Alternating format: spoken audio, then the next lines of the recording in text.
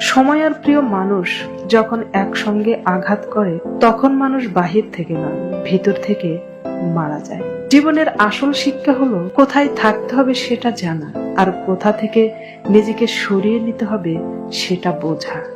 মানুষের ক্ষতি করাটাও এক প্রকারের নিয়ম, প্রকৃতির নিয়মে তা ফেরত আসবেই। ভেবেছিলাম দুঃখের নদীটা পার হলেই সুখের দেখা পাবো, কিন্তু দুঃখের নদীটা পেরিয়ে এসে দেখি সুখের নদীটা শুকিয়ে গেছে। পৃথিবীর সবচাইতে নরম জিনিস হচ্ছে মানুষের মন। এটা ভাঙতে কোনো পাথর বা হাতুড়ির প্রয়োজন হয় না, শুধু মুখের কয়েকটি অবহেলিত ভাষাই যথেষ্ট। অভাবের চেয়ে অবহেলা বেশি মারাত্মক, কারণ অভাব মানিয়ে নেওয়া যায়, কিন্তু অবহেলা মানিয়ে নেওয়া যায় না। এই শহরে প্রচুর অভাব, কারো শিক্ষার, কারো ভাতের, কারো ভালোবাসার, আবার কারো মনুষ্যত্বের।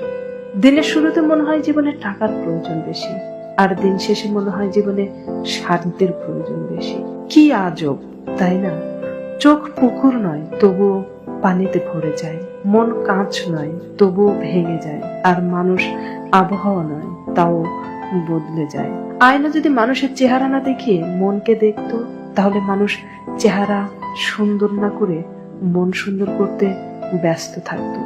মুখ দেখে নয়, ব্যবহার দেখে মানুষ চেনে। কারণ চিনি আর লবণ দেখতে একই রকম হলেও স্বাদ কিন্তু আলাদা।